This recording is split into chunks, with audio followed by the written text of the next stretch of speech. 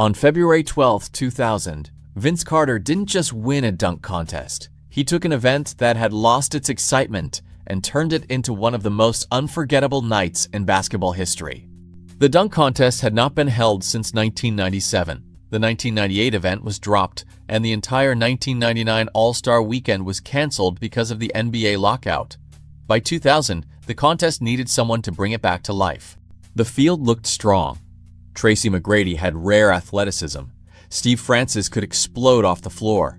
Jerry Stackhouse, Ricky Davis, and Larry Hughes were all capable dunkers. But everyone came to see one man. Vince Carter was only in his second NBA season, but he was already must-see television. His in-game dunks had become weekly highlights, and fans wanted to know what he could do when nobody was trying to stop him. Before the contest, Carter said he had several dunks ready, but during warm-ups, he started changing his plan. What happened next looked less like a competition and more like a performance built for one player. Vince's first dunk came from the right side.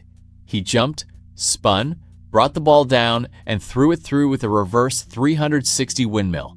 The arena exploded before he even landed. Shaquille O'Neal was filming with a camcorder. Kevin Garnett and Ray Allen could not believe what they had seen. The judges gave Vince a perfect 50, but the reaction around the arena said even more. Most contestants saved their best dunk for later. Vince Carter opened with his, and somehow, instead of putting himself under pressure, he made the rest of the field look like they were competing for second place. His second attempt was another windmill, this time from the baseline. It was powerful, clean, and nearly perfect. The judges gave it a 49, leaving Vince with 99 points after only 2 dunks. Then Vince brought in his cousin and Raptors teammate, Tracy McGrady.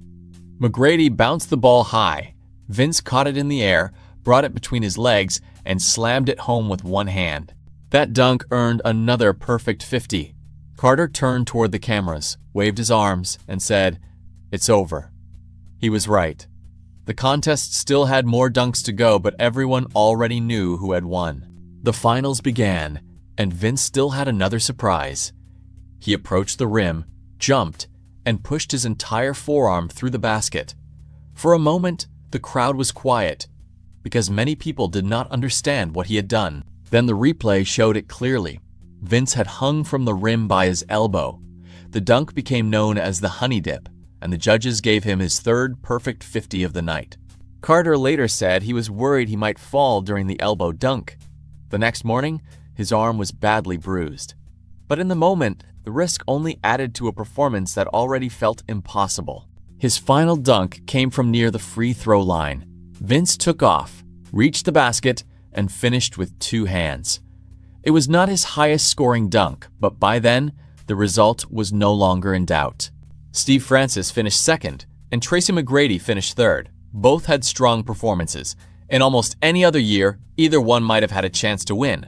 On this night, they were facing something different.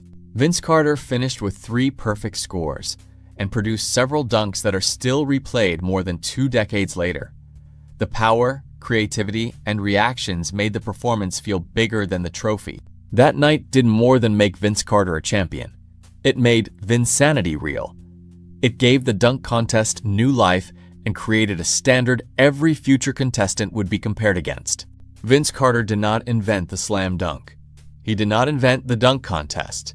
But on February 12, 2000, he made both feel new again.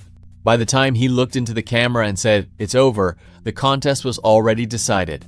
The only question left was whether anyone would ever top what Vince Carter had just done.